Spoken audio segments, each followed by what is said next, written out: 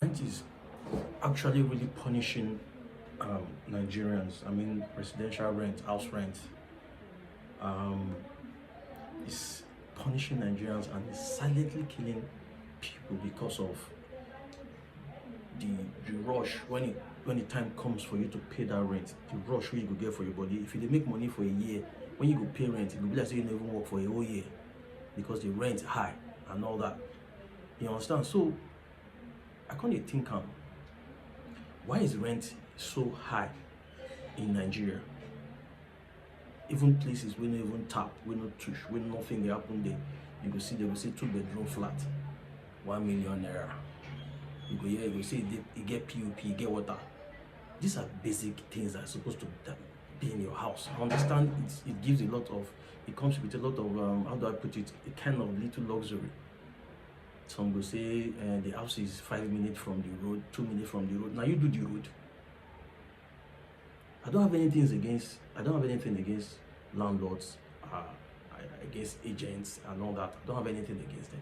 I'm just saying that the system, the system is making accommodation too expensive.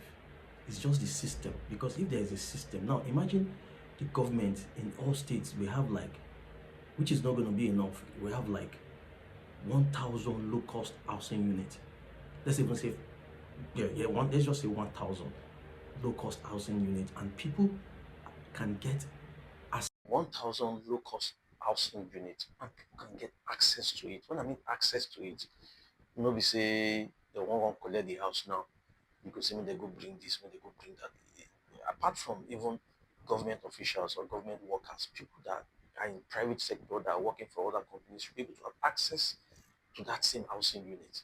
Maybe say not just the government, because you could even see we've had cases of housing housing units that was built and was meant to be given to government workers, and we've had cases where these houses were bought by even these government workers, or rather given money by big men to go and buy in their name, and they will later resell. I just don't get it. Things wey go make life easy for una will still buy am, go resell am, give another person again. I understand it is business, but it's not helping us as a nation. I talked about the system earlier. If there has to be price control, if there is price control, I'm always agitated for price control. But let me say something. You wey you wan control price of something, wetin you get? How many housing units dey dis country? You wey wan regulate price for transportation, how many buses you put for road? So that is the first question. And the funniest part, do you know the people that this thing is is is um is affecting most, is affecting most, is young couples, singles, students, and probably somebody that just got a job and needs to move to a certain area or move from one state to another. So you can imagine the pain on all these people. And this is, I don't want to digress. And this is why you see people stealing. You see people stealing. Imagine husband and wife. Husband salary is coming, maybe let's say worst case scenario 150K, 200K. Wife salary 150K, 200K.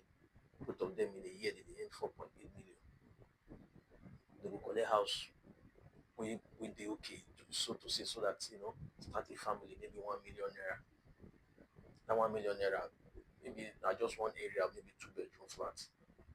Probably because they want the figure visitor and all that. So if you check them out, now even the youth, this thing they affect most. So you get, but how can we revive this? How can we make this work? It's very simple. So to say, the government has to do things. I've talked about price control. The government has to do things. One, two, the landlords too. They need soft pedal. The landlords too. They need soft pedal. Excuse me. You cannot build a three-bedroom flat or a four-bedroom flat, let's say for 50 million naira, and you expect to get this money in 5 or 10 years. It's a long-term investment. You can't get return on investment in 5 or 10 years. And that is why you see landlords, you see my 4 bedroom flat is 2.8 million. You can't get it in 10 years. It's a long term investment. So putting pressure on people, Nigerians are already trying to survive. Nigerians are already trying to survive.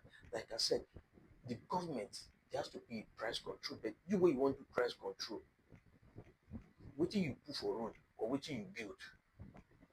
You can't tell me you want to do price control when you don't have anything to show for what you want me to do.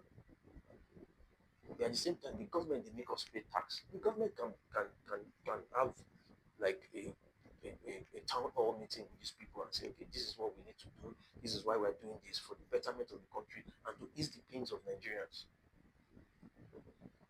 Already people are agitating in Pardon. They're agitating in what's it called in Abuja, in Port Harcourt and Lagos that houses are just too expensive. Houses are just too expensive.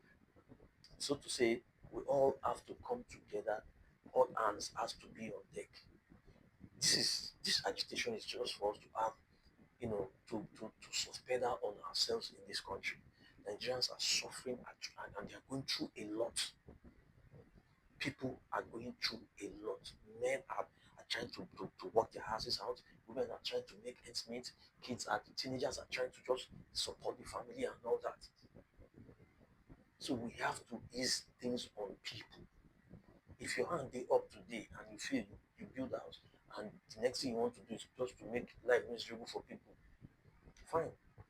Now you get your money. But think about them. If you make life easier for people with that same money where you get, government has to do something. Landlords have to do something. Investors too have to do something. We all can't just, put pressure on one person because we want to make money.